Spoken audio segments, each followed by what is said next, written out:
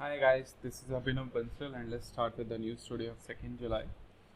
The first news is Ministry of Electronics and Information Technology celebrates 5 years of Digital India. ठीक है, digital India के 5 साल पूरे हो गए। डिजिटल इंडिया शुरू कब हुआ था? जुलाई 1 2015, मतलब जुलाई 1 2020 को इसके 5 साल पूरे हो गए। ठीक है, तो डिजिटल इंडिया है क्या? Digital India is an umbrella program. Umbrella program का क्या मतलब होता है? अम्ब्रेला कहीं पे भी लिखा मिले तो इसका ये मतलब होता है कि ये वाला प्रोग्राम एक ऐसे मान लो कि काफ़ी वाइडर रोल प्ले करता है और इसके अंडर और बहुत छोटे छोटे प्रोग्राम या फिर इसके सब पार्ट्स काफ़ी सारे, जिस स्कीम या जिस किसी भी प्रोग्राम के सब पार्ट्स हों काफ़ी सारे, ठीक है, वो स्कीम एक अम्ब्रेला स्कीम बोली जाती है। अम्ब्रेला क्योंकि एक छतरी है, छतरी के नीचे वो सब दूसरी चीज़ें आती, ठीक है, इसलिए digital India is an umbrella programme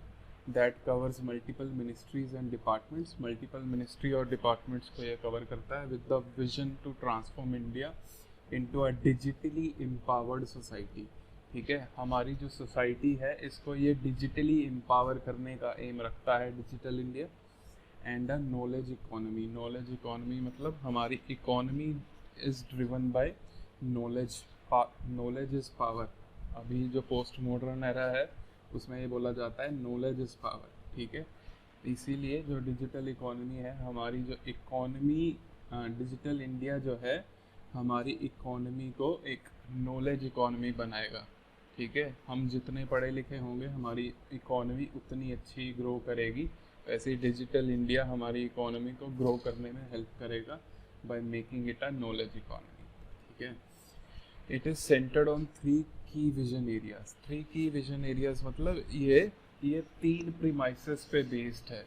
ठीक है, अगर ये तीनों ना हो तो डिजिटल इंडिया एक टाइप से पॉसिबल नहीं हो पाएगा। ठीक है, फर्स्ट है डिजिटल इंफ्रास्ट्रक्चर, सेकंड है governance and service on demand, and third है डिजिटल एम्पावरमेंट ऑफ सिटीजन्स। ठीक है, ये देखने में ऐसा लग रहा है कि पता नहीं कैसे लिखे हैं, क्यों लिखे हैं। इसको याद करने का तरीका बताता हूँ। सपोज करो कि आप 2000 साल पहले एक मतलब एक एकदम आदि मानव टाइप कोई जीवन जी रहे। ठीक है, आपके पास उस टाइम में कुछ नहीं है। ठीक है, और आप उस टाइम में डिजिटल इंडिया का सपना देख रहे हो।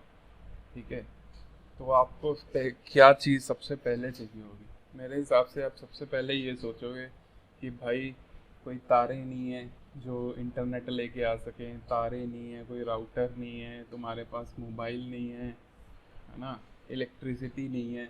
सबसे पहले तुम ये सोचोगे कि अगर डिजिटल इंडिया इस टाइम पे शुरू करना है 2000 साल पहले, तो हमें क्या करना पड़ेगा? ये सारा इंफ्रास्ट्रक्चर सबसे पहले सेटअप करना पड़ेगा। ठीक है, तो डिजिटल इंडिया का फर्स्ट की विजन एरिया क्या है? Digital infrastructure. ठीक है, अब डिजिटल इंफ्रास्ट्रक्चर आपने बना लिया।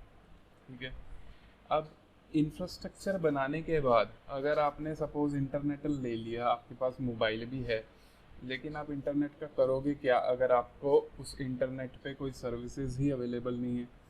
ठीक है, जैसे गवर्नमेंट कोई अपनी सर्विस दे, कोई जैसे आपको पासपोर्ट बनवाना है ऑनलाइन। ठीक है, अगर वो सर्विसेज ऑनलाइन है ही नहीं तो आप इंटरनेट का क्या मतलब यूज़ ही नहीं है, यूज़लेस हो जाएगा इंटरनेट। ठीक है, तो दूसरा की विजन एरिया क्या हो जाएगा? Governance and service on demand, कि आपको जो भी सर्विस की ज़रूरत है वो आपकी डिमांड के अनुसार अवेलेबल है।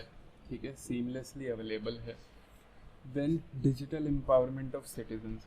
अब आपके पास इंटरनेट आ गया, सारा इंफ्रास्ट्रक्चर लग गया, गवर्नमेंट ने भी सर्विसेज प्रोवाइड कर दी, लेकिन अगर आप इलिटरेट हो, आपको पता ही नहीं है कि मोबाइल कैसे चलाते हैं, ठीक है, या आपको ये इंग्लिश की लैंग्वेज ही समझ नहीं आती, ठीक है, आप मोबाइल चलाना जानते हो अगर वो हिंदी में हो, है ना, या आपकी कोई नेटिव लैंग्वेज में हो लेकिन इंग्लिश समझ नहीं आ रही, ठीक है, तो इसका मतलब एक डिजिटल इलिटरेसी जो है वो एक गैप बना रही है जिसकी वजह से आप डिजिटल इंडिया को एंजॉय नहीं कर पा रहे। ठीक है, तो इसके लिए एक थर्ड की विजन एरिया क्या हो जाएगा?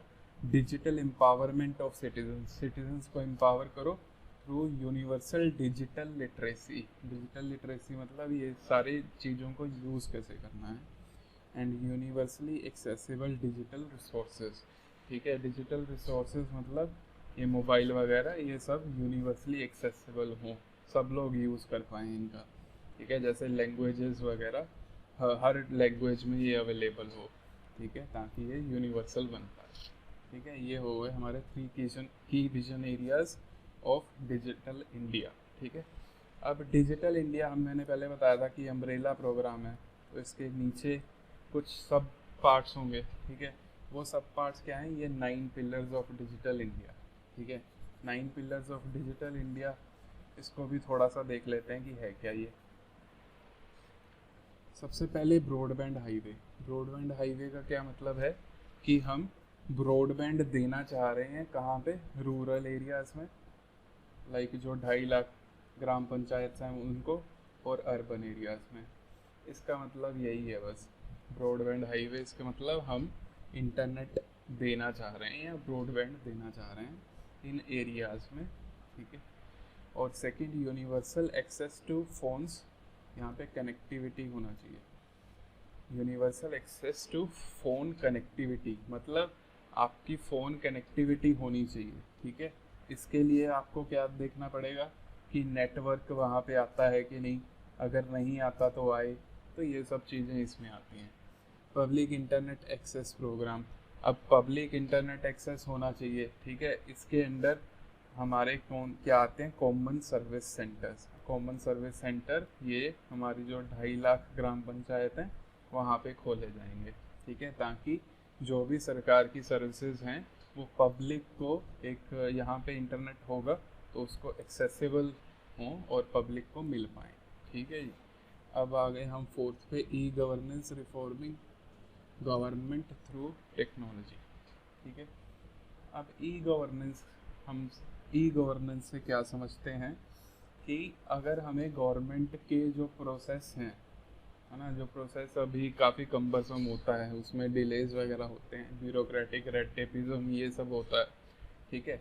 तो हमें उसे क्या करना है? उसको इम्प्रूव करना है by the use of e governance, ठीक है।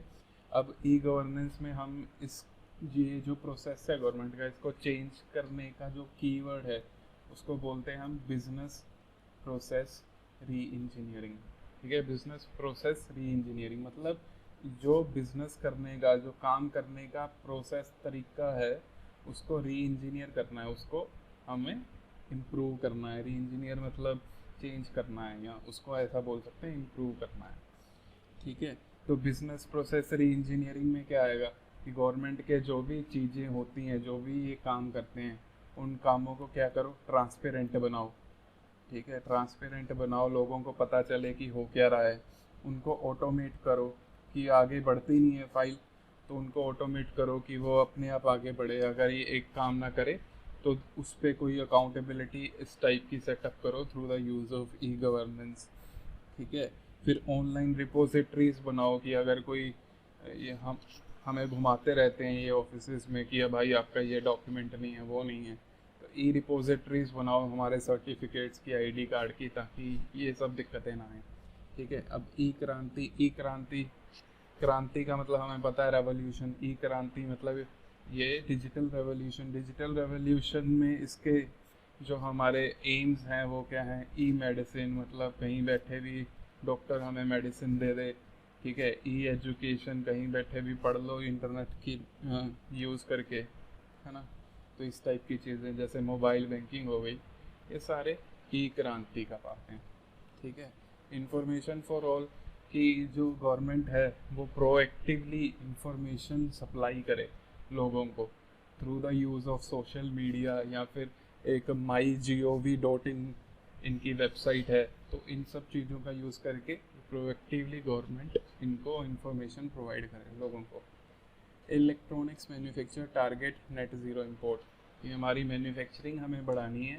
जैसे डिजिटल इंडिया के लिए या मोबाइल्स वगैरह का इंफ्रास्ट्रक्चर चाहिए, ठीक है। तो वो जो मोबाइल्स वगैरह हैं वो हम अपने ही प्रोड्यूस करें, जैसे आत्मनिर्भर अभी चल रहा है, ठीक है। IT फॉर जॉब्स ऑब्वियस है।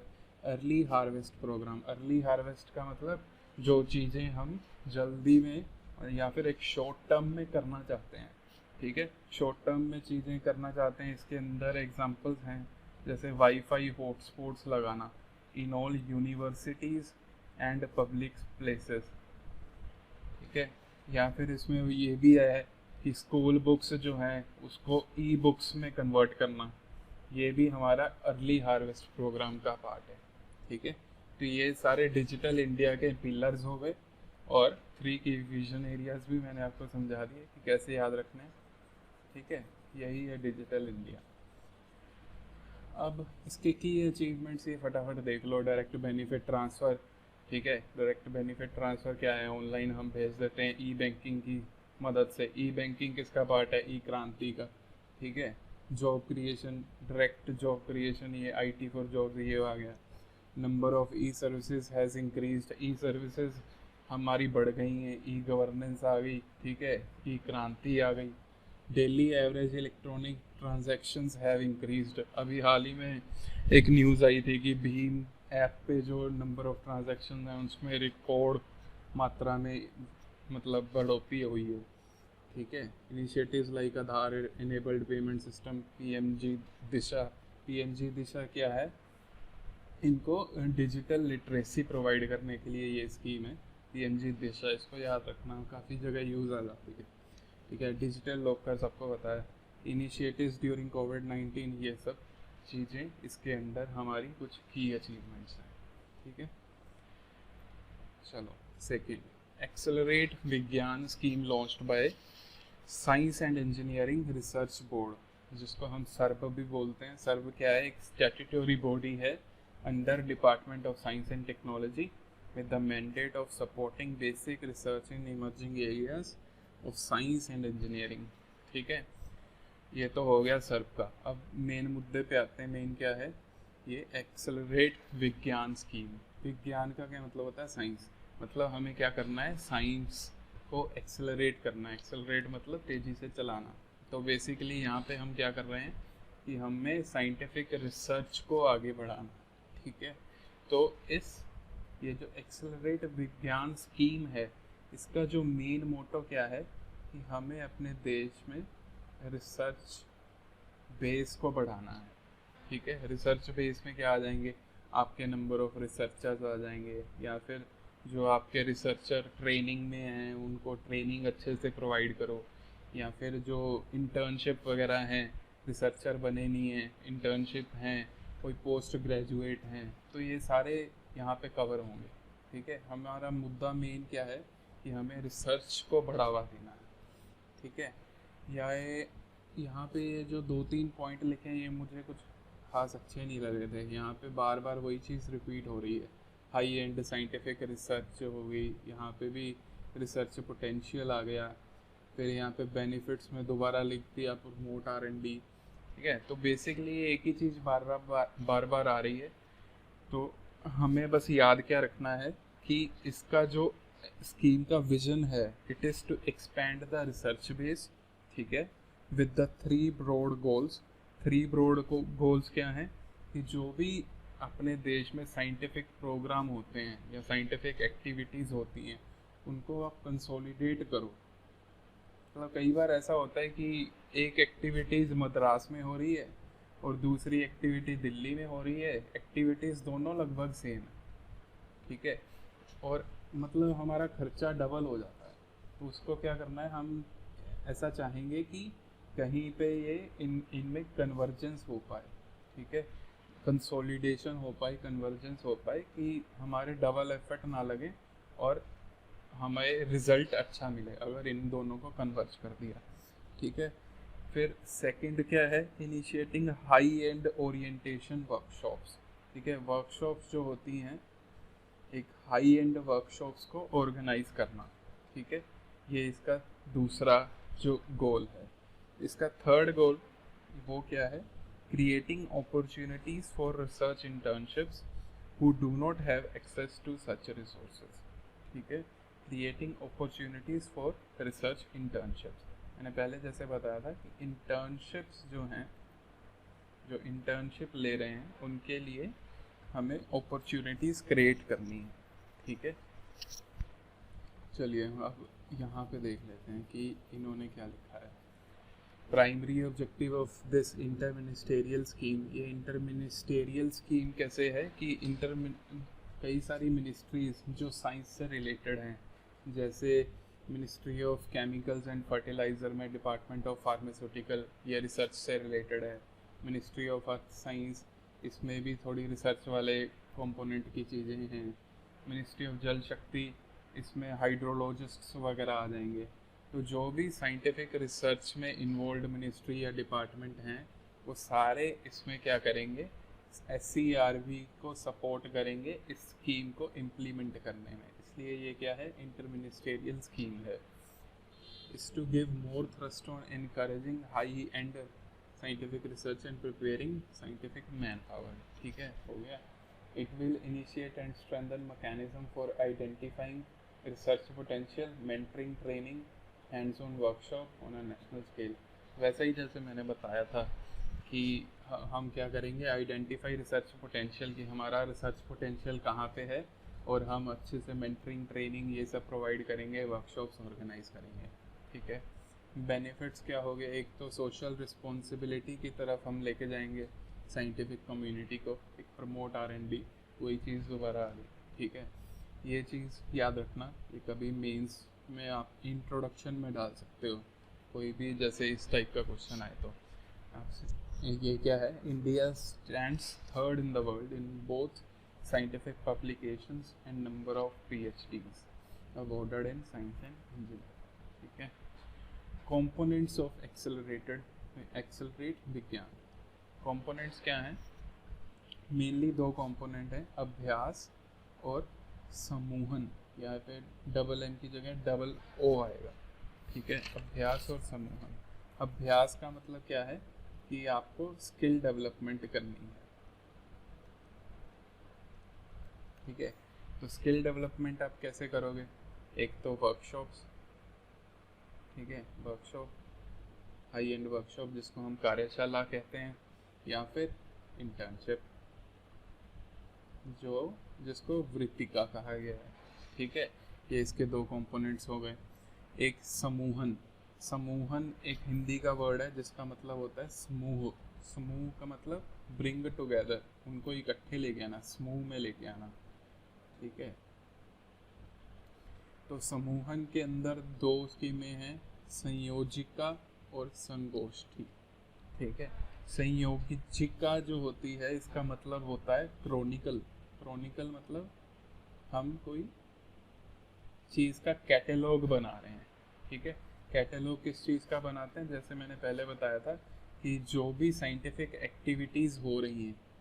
ठीक है, कैटलॉग ऑफ साइंटिफिक एक्टिविटीज़।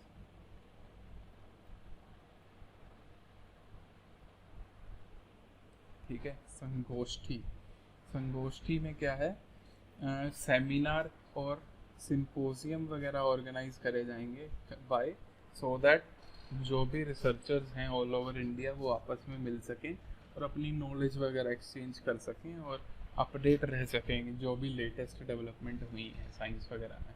ठीक है, तो यही है इसके अंदर। सबसे आगे क्या है, एक्सेलरेटेड विज्ञान स्कीम, जो क्या करना चाह रहा है, तीन गोल्स हैं इसके। एक तो consolidation of scientific programs, initiating high end orientation workshops, creating opportunities for research internships. ठीक है, इसके ये तीन गोल हो गए। इसके फिर आगे दो कंपोनेंट हैं, एक अभ्यास और एक समूहन। ठीक है, अभ्यास आगे दो टाइप का है, कार्यशाला और वृत्तिका, और समूहन में दो चीज़ें आती हैं, संयोजिका मतलब क्रॉनिकल मतलब कैटलॉग ऑफ साइंटिफिक एक्टिविटीज़, और संगोष्ठी मतलब सेमिनार। ठीक है, बस यही। US सेंक्शंस ऑन हवाई पॉसिबल इम्पैक्ट ऑन इंडिया, इसमें कुछ भी खास नहीं है। इसमें हो क्या रहा है कि हवाई और ZTE चाइनीज़ कंपनीज़ हैं, और US ने बोल दिया कि भाई हमारे नेशनल सिक्योरिटी थ्रेट्स हैं ये। क्यों? क्योंकि इनके जो हेड्स वगैरह हैं वो इससे चाइनीज़ गवर्नमेंट से काफ़ी क्लोज हैं, and they are spying for them. ठीक है, वो स्पाई कर रहे हैं, और जो अमेरिकन्स की इंफॉर्मेशन है वो डेटा शेयर कर रहे हैं चाइनीज़ गवर्नमेंट के साथ। ठीक है, इसलिए उन्होंने बैन कर दिए, US ने उनको बैन कर दिया वहाँ पे। This decision to could put pressure on friendly allies like India to take similar actions. ठीक है, ये यूएस के allies जैसे कि इंडिया, इन पे एक मोरल प्रेशर का काम कर सकता है, या फिर यूएस सीधा भी बोल सकता है कि भाई इंडिया आपको भी इसको बैन करना है। ठीक है, तो हमें मे बी अगर ऐसा हुआ तो हमें भी बैन करना पड़ सकता है। ठीक है, पॉसिबल इम्पैक्ट्स इसके क्या हो सकते हैं कि अगर इंडिया ने भी बैन किया तो ये जो हवाई एंड ZTE हैं, ये हमें 4G में भी इंफ्रास्ट्रक्चर प्रोवाइड किए थे और हम 5G में भी इनको अलाउ किया है कि भाई आप अपना इंफ्रास्ट्रक्चर में लेके आ सकते हो। जैसे earlier Huawei got note for from Indian telecom ministry to participate in 5G spectrum trials. अगर इनको बैन कर दिया तो ये जो सस्ते पार्ट प्रोवाइड करते हैं, सस्ते पार्ट आएंगे नहीं, और there would be increase of up to 30% in cost of telecom equipment. ठीक है, ये आप याद रख लेना। Around 25% of India's telecom hardware industry relying on these Chinese companies. ठीक है, हाँ, ये ऐप्स का तो पता ही है, चाइनीज़ ऐप हमने बैन कर दी। Ministry of railways invites bids from private sector to run passenger trains. ठीक है, ट्रेन्स दो टाइप की होती हैं, पैसेंजर और कौन सी, कार्गो वाली। ठीक है, पैसेंजर में अभी तक जो ट्रेन वगैरह चल रही थी वो सरकार की जिम्मेदारी थी। यहाँ थोड़ी देर पहले IRCTC को भी दिया था 2 ट्रेनें तेजस वाली। ठीक है, और जो कार्गो वाली ट्रेन या फ्रेट ट्रेन्स हैं उसमें 2006 में सरकार एक पॉलिसी लेके आई थी जिसमें प्राइवेट सेक्टर को इनवाइट किया गया था ये ऑपरेट वगैरह करने के लिए। ठीक है, तो इसकी बात अभी नहीं हो रही है, हम किसकी बात कर रहे हैं, पैसेंजर ट्रेन्स की। ठीक है, पैसेंजर ट्रेन की बात चल रही है। तो this is the first initiative of private investment for running passenger trains over Indian railways network. Indian railway का जो नेटवर्क है, जो पटरियां हैं, उनमें it is the first initiative of private investment for running passenger trains. ठीक है, project would entail private sector investment of about 30,000 crore. Objective is to introduce modern rolling stock. ठीक है, इसके ऑब्जेक्टिव क्या हैं? सबसे पहला ऑब्जेक्टिव तो ये है कि भाई देखो, जो गवर्नमेंट की जो कैपेसिटी है वो लिमिटेड है। ठीक है, तो हम प्राइवेट सेक्टर को इनवाइट कर रहे हैं ताकि वो एक अच्छी क्वालिटी की जो ट्रेन्स हैं वो लेके आए, modern rolling stock with the reduced maintenance, जिसकी मेंटेनेंस में कम ध्यान रखना पड़े। ठीक है, ट्रांसिट टाइम उसका अच्छा हो, और बूस्टिंग जॉब क्रिएशन, जॉब्स वगैरह को इम्प्रूवमेंट ज़्यादा हो। ठीक है, provide safety world class travel experience to passengers. अगर इनकी ये नए रोलिंग स्टॉक लेके आएंगे तो ऑब्वियसली उनकी सीट्स वगैरह अच्छी होंगी, उनकी सेफ्टी लेवल अच्छे होंगे। ठीक है, ये अनदर ऑब्जेक्टिव है। उसके अगला ऑब्जेक्टिव क्या है, रिड्यूस डिमांड सप्लाई डेफिसिट। जैसे जैसे बिहार में जाने के लिए ट्रेन कई बार कम पड़ जाती हैं। ठीक है, तो उस टाइप का जो डेफिसिट आ जाता है, डिमांड ज़्यादा है सप्लाई कम है ट्रेन्स की, तो इस टाइप के डेफिसिट को कम करने के लिए हम प्राइवेट सेक्टर को इनवाइट कर रहे हैं। These are the 3 objectives of this step. Another project details क्या है, वो कुछ नहीं है फालतू में। 109 original destination pair of route through introduction of 151 modern trains, majority of trains to be manufactured in India. ठीक है, ये मेजॉरिटी बोला है, अभी ये 51 है या 95% हैं, ये अभी पता नहीं है।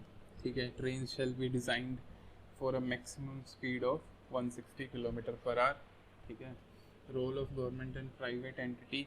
प्राइवेट एंटिटी का क्या रोल होगा कि वो फाइनेंस करेगी, प्रोक्योर करेगी, ऑपरेट करेगी और मेंटेन करेगी ट्रेन्स को।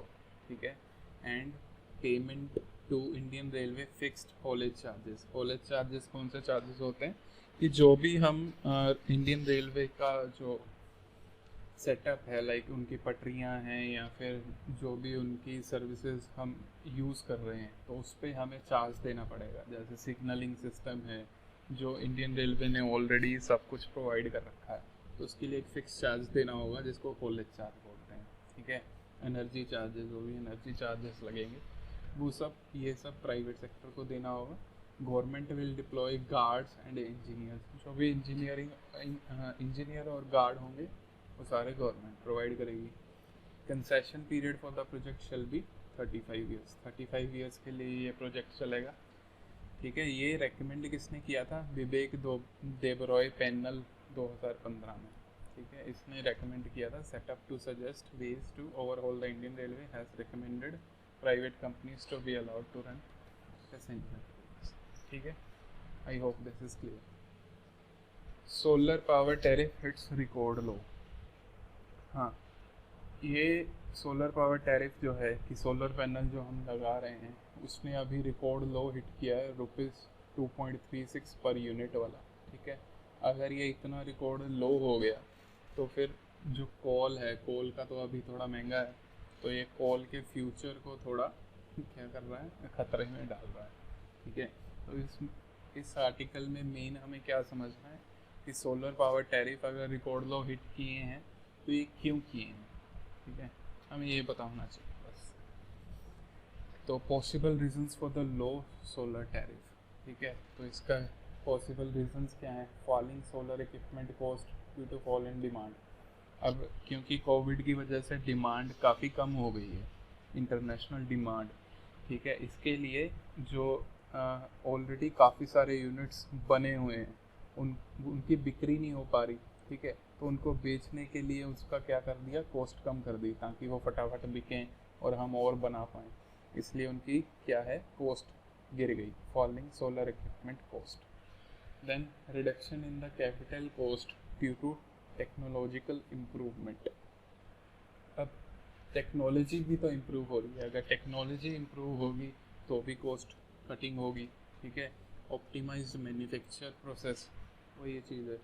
Then government initiatives like renewable purchase obligations and relaxed land owning criteria. ये देखते हैं है क्या। रिन्यूएबल परचेज ऑब्लिगेशंस क्या होते हैं? Refers to obligation imposed by law on some entities to either buy electricity generated by specified green sources or renewable energy certificates from the market। अब होता क्या है कि जो डिस्ट्रीब्यूशन कंपनीज हैं, सरकार उनको बोलती है कि भाई आपको कुछ ना कुछ जो भी आप लेके आप सप्लाई कर रहे हो कस्टमर्स को, आपको ये जो पूरी इलेक्ट्रिसिटी आपने खरीदी है पावर प्रोड्यूसर से, ठीक है, इसका कुछ पार्ट आपको मस्ट है कि वो रिन्यूएबल होना चाहिए। ठीक है, इसको क्या बोलते हैं? Renewable purchase obligation. कि अगर आप सपोज 100 यूनिट बिजली है पावर डिस्ट्रीब्यूशन कंपनीज के पास जो उन्होंने पावर प्रोड्यूसर से खरीदी है, पावर प्रोड्यूसर जो पावर बना रहे हैं, डिस्ट्रीब्यूशन कंपनी जो डिस्ट्रीब्यूट कर रही है। ठीक है, पावर प्रोड्यूसर ने सपोज 100 यूनिट पावर बनाई। ठीक है, तो ये 100 यूनिट इसको क्या किसको देनी है? कस्टमर को देनी है। लेकिन गवर्नमेंट क्या बोल रही है, आप अगर ये 100 पावर प्रोड्यूसर से 100 लेके दे रहे हो तो इस 100 में कुछ रिन्यूएबल एनर्जी का पार्ट भी होना ही चाहिए। अगर वो नहीं हुआ तो आप पे पेनल्टीज़ वगैरह लग सकती हैं। ठीक है, तो होना ही चाहिए। तो ये क्या करते हैं, ये जो पावर प्रोड्यूसर सपोज इनमें कोल वगैरह वाले हैं तो इनसे 90 लेते हैं और जो रिन्यूएबल एनर्जी बना रहे हैं उनसे अपनी ऑब्लिगेशन के हिसाब से ये लेके इसको 100 को पूरा करके फिर कस्टमर को बेचते हैं। ठीक है, this is renewable purchase obligation. ठीक है, अगर इनकेस ऐसा है कि रिन्यूएबल एनर्जी देने वाले हैं नहीं, अवेलेबल नहीं है और इनको लेना है 100, ठीक है, ये अवेलेबल नहीं है और इनको 100 लेना है, तो तब रिन्यूएबल एनर्जी सर्टिफिकेट का कॉन्सेप्ट आता है। ठीक है, गवर्नमेंट बोलती है कि ऐसे एक्सट्रीम केस में जब आप रिन्यूएबल एनर्जी खरीद नहीं पा रहे हो या आपको कोई बेच नहीं पा रहा है तो आप ऑनलाइन जाओ, रिन्यूएबल एनर्जी सर्टिफिकेट खरीदो। ठीक है, इसका एक प्लेटफॉर्म बनाया हुआ है सरकार ने। अगर आप रिन्यूएबल एनर्जी सर्टिफिकेट खरीद रहे हो इसका मतलब ये माना जाएगा कि आपने रिन्यूएबल एनर्जी खरीद ली है। ठीक है, ये है कॉन्सेप्ट रिन्यूएबल एनर्जी सर्टिफिकेट का। देन सेकंड पॉइंट पे जाते हैं, लैंड सर्टेनिटी प्रोवाइडेड।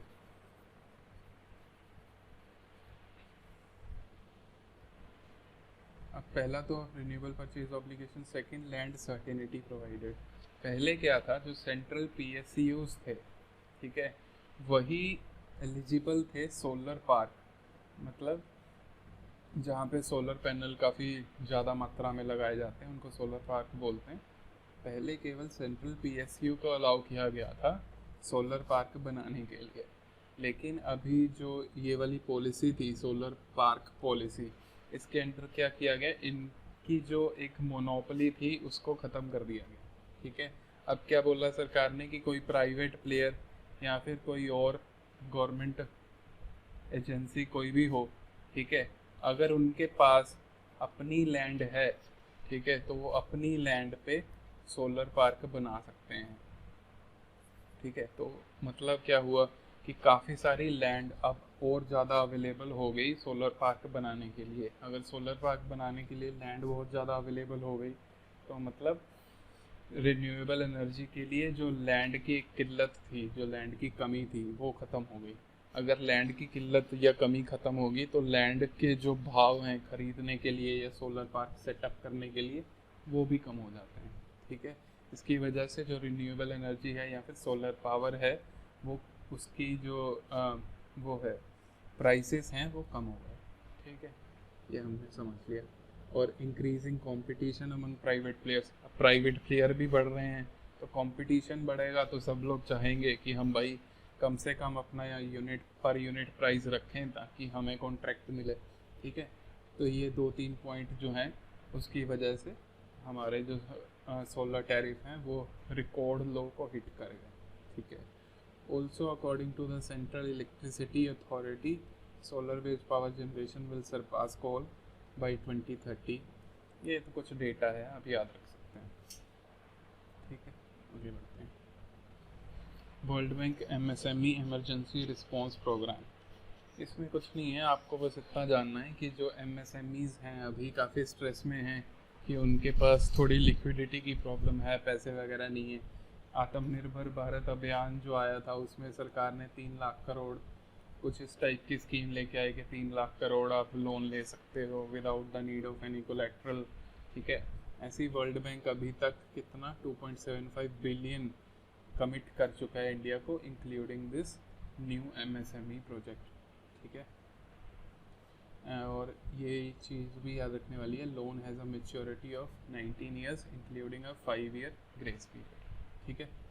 हाँ, अब ये इम्पोर्टेंट है, ये इतनी इम्पोर्टेंट नहीं थी, this is important. RBI unveil special liquidity scheme for NBFCs and एचएफसीज, ठीक है। एनबीएफसी मतलब non banking financial companies, HFC मतलब हाउसिंग फाइनेंस कंपनीज, ठीक है। हाउसिंग फाइनेंस कंपनीज हो गई, नॉन बैंकिंग फाइनेंस कंपनीज हो गई, तो इनके लिए स्पेशल लिक्विडिटी स्कीम लेके आई है, ठीक है। लिक्विडिटी स्कीम मतलब लिक्विडिटी पोजीशन, मतलब उनके पास थोड़ा पैसा दिया जाएगा। And avoid any potential systemic risk to financial sector. There is a worry that some of the liquidity constrained NBFCs may default on their liabilities. अभी ये सारी चीज़ हो क्या रही है ये समझाता हूँ आपको। NBFCs जो होते हैं, एक IL/FS क्राइसिस हुआ था 2 साल पहले, ठीक है। उसमें ये चीज़ निकल के आई कि जो NBFCs होती हैं वो इस टाइप से ऑपरेट करती हैं, ये लॉन्ग टर्म के लिए लोन देती हैं, लॉन्ग टर्म के लिए लोन दे दिया तो जो लॉन्ग टर्म पे लोन देते हैं उसका रेट ऑफ इंटरेस्ट क्या होता है, ज़्यादा होता है, ठीक है। और ये जो लोन दिया लॉन्ग टर्म वाला, तो उसको लोन के पैसे भी चाहिए होंगे ना एनबीएफसी को, तो वो पैसे कहाँ से आते हैं, ये कमर्शियल पेपर मतलब कॉरपोरेट अपने कोई स्मॉल टर्म डेबिट को करने के लिए कमर्शियल पेपर करता है, कि आप कमर्शियल पेपर बैंक को दे देता है बैंक, ठीक है। बैंक से आप कुछ पैसे ले सकते हो और वो कमर्शियल पेपर मार्केट में चला जाता है, ठीक है। अगर आपको ये समझ नहीं आ रहा तो प्लीज़ आपको ये थोड़ा पढ़ना पड़ेगा। कमर्शियल पेपर क्या होता है कि कॉरपोरेट्स देती हैं, ठीक है, दूसरे को, ताकि उनको थोड़ा पैसा मिल सके। कॉरपोरेट क्या करती है, कमर्शियल पेपर देती हैं और थोड़ा पैसा ले लेती हैं अपने जो भी पैसे की ज़रूरत है उसको पूरा करने के लिए। तो एनबीएफसी क्या करती थी, कमर्शियल पेपर लॉन्च करती थी और शॉर्ट टर्म के लिए पैसे ले लेती थी, जैसे डिवेंचर वगैरह बेच के या कमर्शियल पेपर बेच के शॉर्ट टर्म लोन लेती थी। शॉर्ट टर्म लोन लेना जो होता है सस्ता होता है, और लॉन्ग टर्म पे जब आप देते हो तो वो महंगा देते हो, तो सस्ता और महंगा। तो मतलब इसकी जो कमाई हो रही थी वो इस टाइप से हो रही थी कि ये सस्ता लेके महंगा दे रही थी, ठीक है। तो एनबीएफसी का जो मॉडल था वो ऐसा था। लेकिन जब आईएलएफएस का क्राइसिस हुआ, ठीक है, तो लोगों ने ये कमर्शियल पेपर खरीदना बंद कर दिया, शॉर्ट टर्म डिवेंचर ये ख़त्म हो गए, ठीक है। और बैंकों ने भी इनको, पहले बैंक भी देते थे, तो बैंकों ने भी एनबीएफसीज को देना बंद कर दिया, ठीक है। तो अब अगर आपके पास पैसा आएगा नहीं, ठीक है, तो आप दोगे कैसे, ठीक है, क्योंकि अब ये तो लॉन्ग टर्म में चला गया, ये 10 साल से पहले तो वापस भी नहीं आ रहा, ठीक है। और अभी आपने अगर इंटरेस्ट पे करना है इन पे, तो वो भी कैसे करोगे। तो एनबीएफसी एक टाइप के जाल में फंस गए, ठीक है, कि अब उनके पास पैसे हैं नहीं। अगर पैसे नहीं है तो वो अपना ना तो कोई काम कर सकते हैं, ठीक है, और ये जो इनके एग्जिस्टिंग इन्होंने ले रखे हैं पैसे, उन पर डिफ़ॉल्ट हो जाएंगे। तो यही चीज़ यहाँ पे लिखी है कि there is a worry that some of the liquidity constraint मतलब जिनके पास अभी फ़िलहाल पैसे की किल्लत है, पैसे की कमी है, may default on their liabilities. May default का मतलब वो अपना जो भी इंटरेस्ट है उसकी पेमेंट नहीं कर पाएंगे। क्यों? उनके जो पैसे लेने वाले हैं वो तो फंसे हुए हैं 10 साल के लिए, और यहाँ पे जो कमर्शियल पेपर लॉन्च किए थे पहले वाले, वो लोग पैसा वापस मांग रहे हैं। तो ये चीज़ हो रही है। इसको ख़त्म करने के लिए सरकार ने क्या किया है, SBI capital market. SBI capital market एक यूनिट है एसबीआई बैंक का, उसने एक स्पेशल पर्पज़ व्हीकल, मतलब एक कंपनी वगैरह ही होती है ये, उसने स्पेशल पर्पज़ व्हीकल लॉन्च किया टू मैनेज दिस ऑपरेशन, ठीक है। वो क्या करेगा, इनके एनबीएफसीज के कमर्शियल पेपर और डिबेंचर्स को खरीदेगा, ठीक है। तो जब ये खरीदेगा तो इन एनबीएफसी और एचएफसीज के पास थोड़ा पैसा आ जाएगा, that will be utilised solely for the purpose of extinguishing existing liabilities, ठीक है। एनबीएफसी के पास जो पैसा आएगा, जो इनको एसबीआई कैपिटल मार्केट का स्पेशल पर्पस व्हीकल देगा, तो वो इस पैसे का यूज़ करेंगे, जो उनके एग्जिस्टिंग लाइबिलिटीज़ है, जो उन्होंने अभी इंटरेस्ट वगैरह देना है, वो वापस दे। तो ये है इसकी special liquidity scheme. Current account turned surplus, ये आपको बस ये याद रखना है कि करंट अकाउंट के अंदर क्या क्या आता है, ठीक है। एक तो इसमें विजिबल ट्रेड आती है जैसे गुड्स की, एक इनविजिबल ट्रेड आती है जैसे सर्विसेज की, रेमिटेंसेस आती हैं, ठीक है, net factor income from abroad, ये सब आता है करंट अकाउंट में, ठीक है। और ये क्या हुआ है, बहुत देर बाद, पहले ये पॉजिटिव में था 2006-07 में, और अभी बहुत देर बाद अभी पॉजिटिव हुआ है। Why? Because of private transfers. Private transfer होता है ये remittances and software service income help, जो सॉफ्टवेयर सर्विसेज हम प्रोवाइड करते हैं बीपीओ वगैरह, उसके कारण, ठीक है। Gaps between India China cross education parameter, ये कुछ डेटा दिया हुआ है, ये आप देख लो। जैसे research and innovation funding China 2.1%, India लगभग 0.7%, मतलब इंडिया से 3 गुना परसेंटेज वो रिसर्च एंड इनोवेशन फंडिंग में देता है चाइना, ठीक है। ये 3 गुना पैसा नहीं है, 3 गुना परसेंटेज है। अगर कंसिडर करें कि चाइना की जीडीपी इंडिया से 5 गुना है, मतलब चाइना 15 गुना पैसा लगाता है इंडिया के कंपैरिजन में in its research and innovation. Gross enrolment ratio क्या होता है कि आपकी कितनी percentage of population higher education में जा रही है। जैसे सपोज 100 बच्चे हैं जो हायर एजुकेशन वाली एज में हैं, और उसमें 28 बच्चे जा रहे हैं इंडिया में, इसलिए इंडिया की रेशो क्या है 28। और चाइना में क्या है, जो 100 बच्चे हायर एजुकेशन में जाने वाली एज में हैं, उनमें से 50 लोग जा रहे हैं, ठीक है। ये है। Then environment ministry reconstituted central zoo authority. Central zoo authority आप शंकर IAS वाली बुक में से थोड़ा पढ़िए, इसमें थोड़ा सा ये जो समझाने वाला है वो बता देता हूँ। सेंट्रल जू अथॉरिटी क्या है? एक स्टैट्यूटरी बॉडी है जो वाइल्ड लाइफ प्रोटेक्शन एक्ट 1972 के ज़रिए बनाई गई है एंड टास्क विद रेगुलेटिंग जूज। जो जू का जो भी स्टैंडर्ड क्या कौन से स्टैंडर्ड में वो ऑपरेट करेगा, एनिमल्स के रख रखाव कैसे करेगा, ठीक है। तो ये सारे रूल्स एंड रेगुलेशन बनाने का काम किसका होता है? सेंट्रल जू अथॉरिटी का, ठीक है। इसको हेड कौन करता है? हमारा इन्वायरमेंट मिनिस्टर, ठीक है। ये है India's first lichen park. Lichen क्या होता है? Lichen is a composite organism that emerges from algae or cyanobacteria living along with the filaments of fungi। Fungi और एल्गी जब एक साथ रह रहे होते हैं तो उन दोनों को वो दोनों जब एक साथ रह रहे होते हैं, दोनों के मिक्स होने से या दोनों के एक साथ रहने से एक कॉम्पोजिट ऑर्गेनिज्म बनता है, या फिर इन दोनों का ही एक रूप है जिसको हम बोलते हैं लाइकन, ठीक है। लाइकन को बोलते हैं कि symbiotic relationship of algae and fungi. Symbiotic का मतलब कि दोनों आपस में एक दूसरे को फ़ायदा पहुंचा रहे हैं, ठीक है। फ़ायदा कैसे पहुंचा रहे हैं? ये जो एल्गी होती है ये क्या फोटोसिंथेसिस कर पाती है, ठीक है। तो एल्गी क्या करेगी? फूड प्रोड्यूस करेगी, और फंगी फोटोसिंथेसिस नहीं कर सकती। तो जो भी फूड प्रोड्यूस होगा एल्गी से वो फंगी के यूज़ आएगा, और फंगी क्या करता है? प्रोटेक्शन देता है एल्गी को, ठीक है। तो दोनों एक दूसरे की हेल्प कर रहे हैं, तो this is a symbiotic relationship. This symbiotic relationship leads to lichen, ठीक है। अब ये लाइकन कहाँ पे, ये फर्स्ट लाइकन पार्क कहाँ सेटअप हुआ है? कुमाऊं, उत्तराखंड के कुमाऊं एरिया में। उत्तराखंड में दो एरिया हैं, ये अगर उत्तराखंड है यहाँ पे गढ़वाल एरिया है, यहाँ पे कुमाऊं एरिया है, ठीक है। कुमाऊं एरिया के मुंशियारी एरिया, मुंशियारी एरिया लगभग यहाँ पे है। मुंशियारी एरिया में ये लाइकन पार्क सेटअप किया गया है, ठीक है, with the name to conserve, protect and cultivate lichens to create awareness among locals regarding its importance, ठीक है। तो बस उसको कंजर्व वगैरह करने के लिए उसकी इम्पोर्टेंस बताएगी, तो ये सब होएगा, ठीक है। लाइकन के बेनिफिट्स देख लेते हैं। लाइकन के बेनिफिट्स क्या होते हैं? एक तो ये नाइट्रोजन फिक्सिंग कर देता है, क्योंकि ये एल्गी साइनोबैक्टीरिया ये होता है जिसकी वजह से नाइट्रोजन फिक्सिंग हो जाती है।